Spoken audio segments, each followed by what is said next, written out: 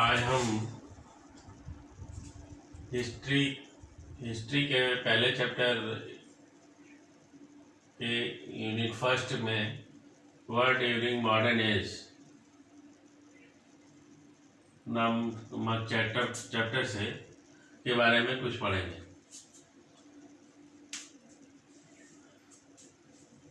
World during modern age, जिसका मतलब है आधुनिक समय का संसार।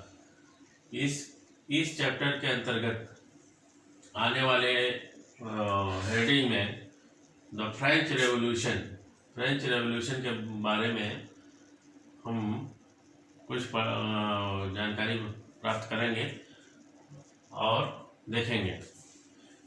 फ्रेंच रेवोल्यूशन कब हुआ? फ्रेंच रेवोल्यूशन कब हुआ? फ्रेंच रेवोल्यूशन 1789 से लेकर 1789 से लेकर 1799 के बीच में रहा।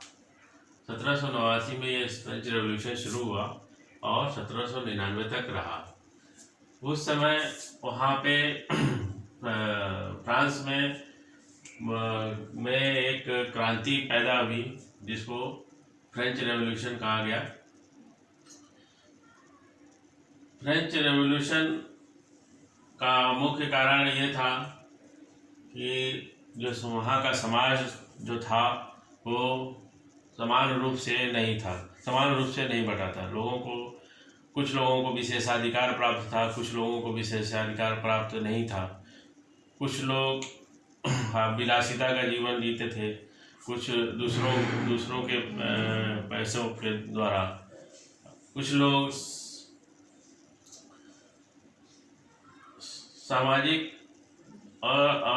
सामाजिक अस्त व्यस्तता के कारण वहाँ पे फ्रांसीसी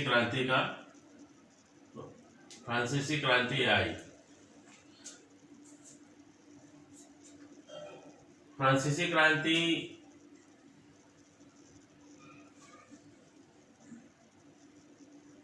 फ्रांसीसी क्रांति जो है अमेरिकन क्रांति से प्रभावित होकर फ्रांस के लोगों ने भी अपने देश में पूर्णतया राजशाही तंत्र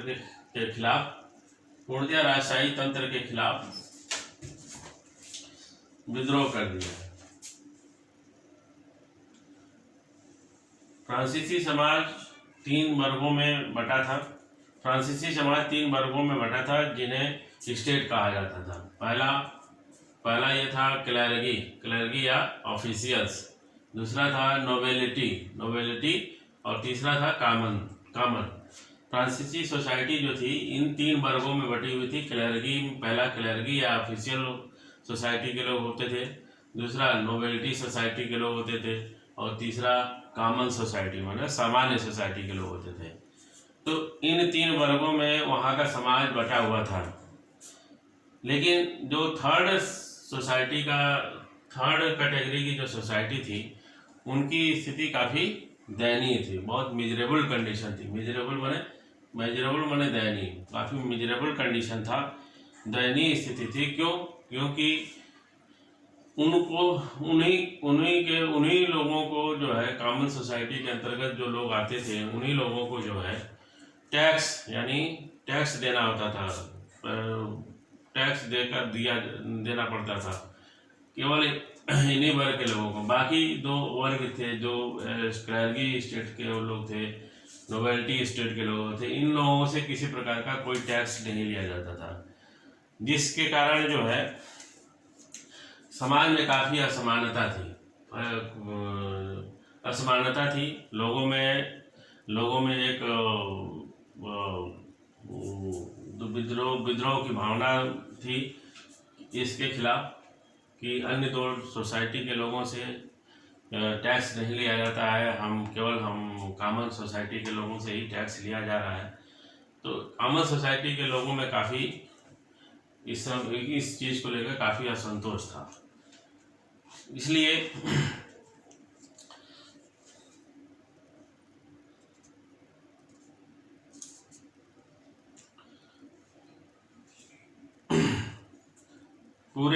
पूरे इस प्रकार से जो कॉमन सोसाइटी के द्वारा जो टैक्स दिया जाता था, उसके द्वारा जब पूरे शासन और सरकार का जो भी खर्चा होता था, पूरे खर्चे होते थे, या सरकार गवर्नमेंट के जो भी खर्चे होते थे, उन वो सारे इन्हीं के द्वारा, इन्हीं के कॉमन सोसाइटी के लोगों के द्वारा जो है दिए गए टैक्स के पैसों से के आधार से ही खर्चे होते थे। यानी कॉमन सोसाइटी के लोग टैक्स देते थे और उन्हीं के द्वारा दिए गए टैक्स के पैसे से समाज के दूसरे सोसाइटी के लोग, क्लर्की सोसाइटी और नोबिलिटी सोसाइटी के लोग जो है अपने खर्चे का वहन करते थे। और गवर्नमेंट भी उस वहाँ का जो शाही जो तंत्र था वो भी उसी के आधार पर काम करता था।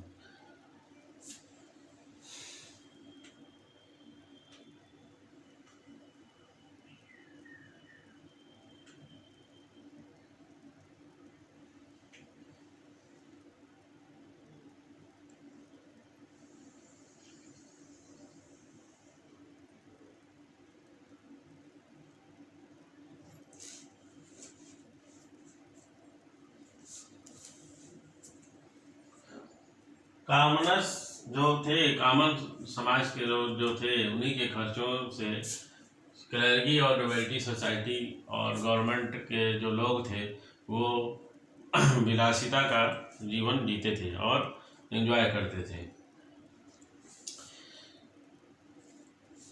इन्हीं सब कारणों से कॉमन सोसाइटी के लोगों में काफ़ी असंतोष था और उन्होंने इसके खिलाफ आवाज़ उठाई वहाँ पे, जो बाद में एक विद्रोह के रूप में काफ़ी लोग इस विद्रोह से जुड़े और एक सामूहिक विद्रोह उठा, जिसको जो है फ्रेंच रेवोल्यूशन कहा गया, जिसको एक फ्रेंच रेवोल्यूशन कहा गया, फ्रांसीसी क्रांति इसको बोला जाता है, जो 1789 में शुरू हुआ कि सामाजिक असंतोष के कारण। सामाजिक असंतोष इस प्रकार से कि वहाँ का जो समाज था वो 3 वर्गों में बटा था, क्लर्की, नोबिलिटी और कॉमन। क्लर्की सोसाइटी और नोबिलिटी सोसाइटी के लोग कॉमन सोसाइटी के द्वारा दिए गए टैक्स के पैसों से ही वहाँ के खर्चे और अपना विलासिता का जीवन वो लोग जीते थे, जिसको लेकर कॉमन सोसाइटी के लोगों में काफ़ी असंतोष था और उन्होंने इसके खिलाफ आवाज़ उठाने की कोशिश की। और इस प्रकार से आवाज़ जो उठाने के लिए बाद में एक मध्यम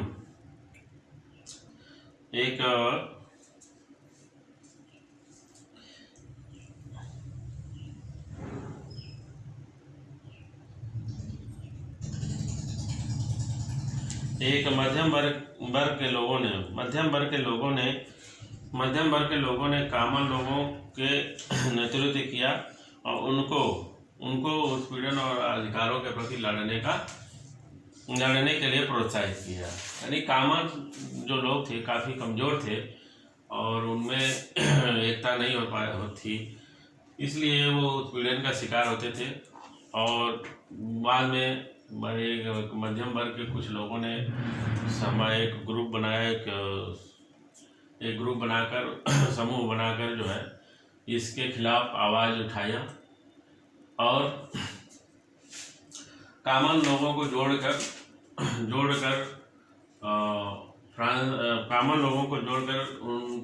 उनको प्रोत्साहित करके उनके अधिकारों के प्रति, उनको उत्पीड़न के प्रति उनको प्रोत्साहित किया और उसके खिलाफ आवाज़ उठाने के लिए उन्होंने प्रोत्साहित किया कि किस प्रकार से किया जाए।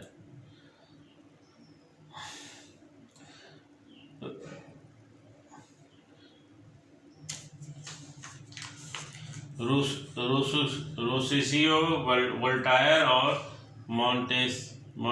मॉन्टेस्क्यू दार्शनिक, ये तीन ऐसे दार्शनिक थे जिन्होंने फ्रांसीसी राजशाही तंत्र के खिलाफ खुला चैलेंज कर दिया। फ्रांसीसी, ये ऐसे तीन ऐसे दार्शनिक थे, राउसियो,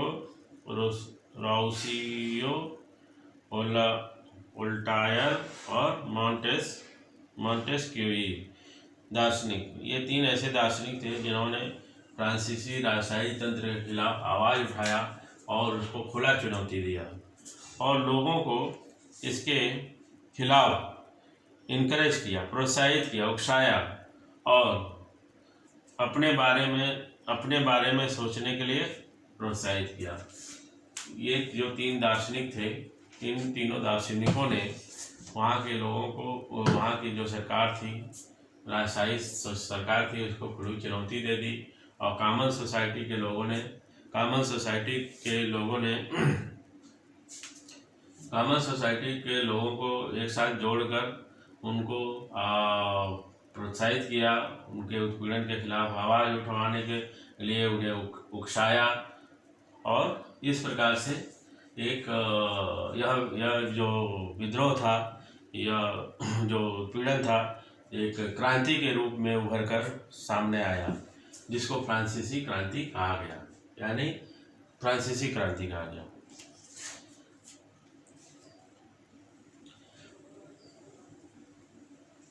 जुलाई 1789 में फ्रांसीसी क्रांति के नेताओं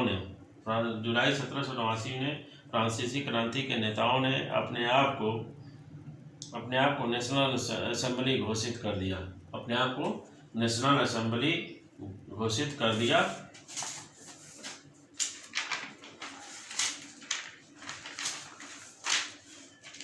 और बेस्टिल राज्य के जेल को 14 जुलाई 1789 को तोड़ दिया और कैदियों के साथ हो गए।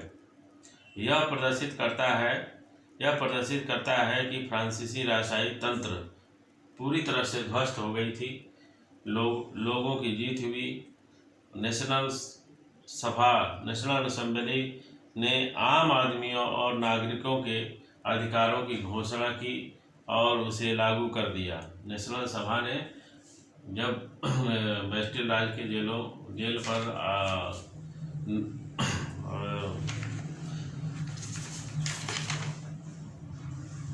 फ्रांसीसी क्रांति के कुछ नेताओं ने बेस्टिल राज्य के जेल पर हमला कर दिया 14 जुलाई 1789 को और तोड़ दिया। वहाँ के जो कैदी थे उनसे जाकर मिले और इस प्रकार से वहाँ के समाज में काफ़ी विद्रोह पैदा हो गया और यह राजशाही जो तंत्र था उस विद्रोह को रोकने में असफल हुआ, जो यह दर्शाता था कि लोगों को जीत हुई और राजशाही तंत्र की हार हुई। नेशनल सभा के आम आदमियों और नागरिकों के नेशनल सभा ने आम आदमियों और उनके अधिकारों की घोषणा कर दी और उसे लागू कर दिया। विभिन्न अधिकारों के प्रति सुरक्षा प्रदान भी किया। फ्रांस को गणतंत्र घोषित कर दिया गया। नोबेलिटी और चर्च के लोगों की प्रॉपर्टी कॉमन लोगों के बीच बांट दिया गया। राजा और रानी हटा दिए गए और इस प्रकार फ्रांस के लोगों को स्वतंत्रता और समानता प्राप्त हो गई। तो फ्रेंच रेवोल्यूशन के अंतर्गत ही इतना ही है कि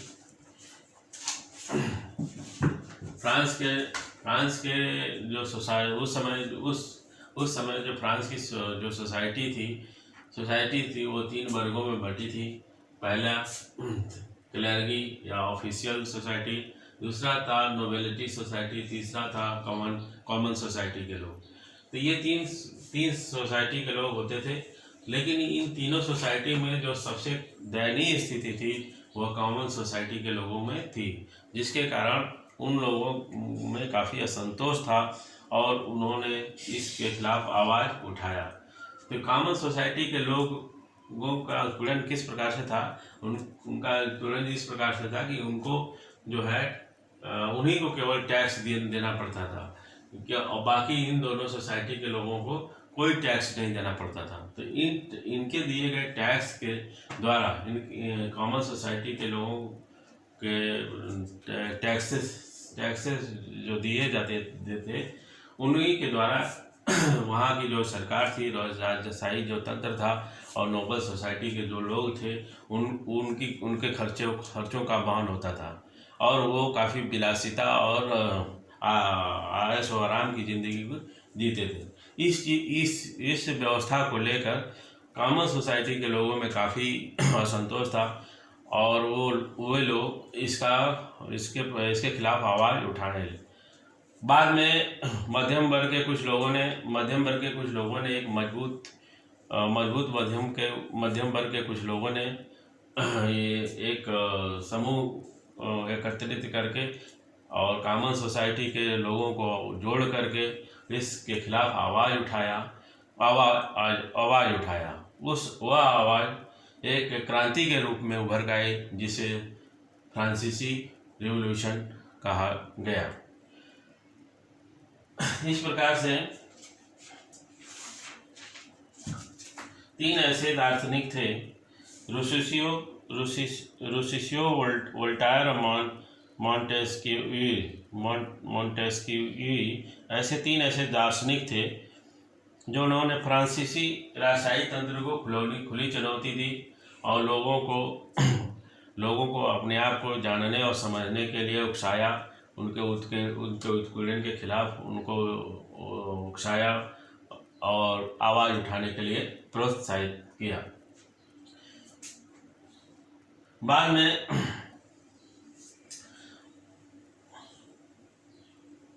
1789 में फ्रांसीसी क्रांति के कुछ नेताओं ने अपने आप को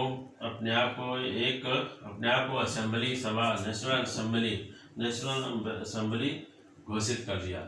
अपनी सभा को बाद में जुलाई 1789 में फ्रांसीसी क्रांति के जो लीडर्स थे, जो अगुआ थे, उन्होंने अपने संगठन को नेशनल असेंबली के रूप में घोषित कर दिया और बैस्टिल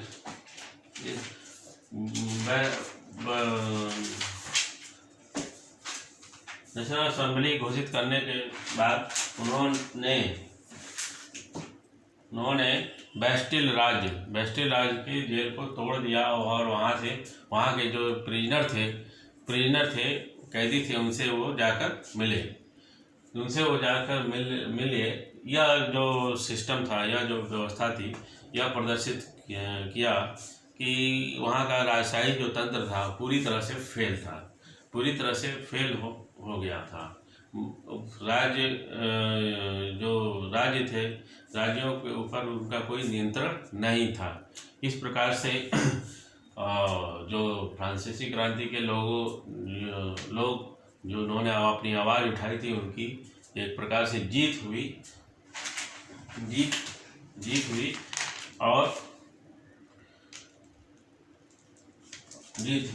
और नेशनल सभा के लोगों ने नेशनल असेंबली के जो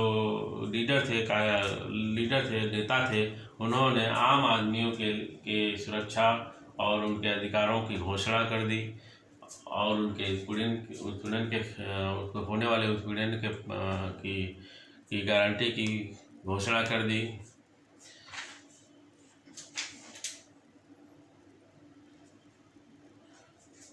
और फ्रांस को एक गणतंत्र के रूप में घोषित कर दिया गया।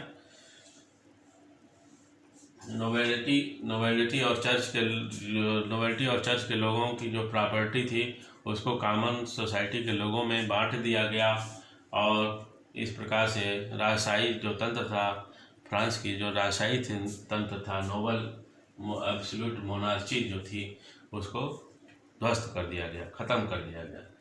तो ये था फ्रेंच रेवोल्यूशन फ्रांसीसी क्रांति, और इसमें कुछ मीनिंग्स हैं, थोड़ा सा देखना है। एब्सोल्यूट मोनार्ची यानी पूर्णतया राजशाही तंत्र। इंस्पायर्ड माने प्रभावित होना। मिजरेबल मतलब दयनीय, मिजरेबल कंडीशन मानी दयनीय कंडीशन। एक्सपेंस माने खर्चे। इंटायर मतलब संपूर्ण, और प्रिविलेज माने विशेषाधिकार। That's all.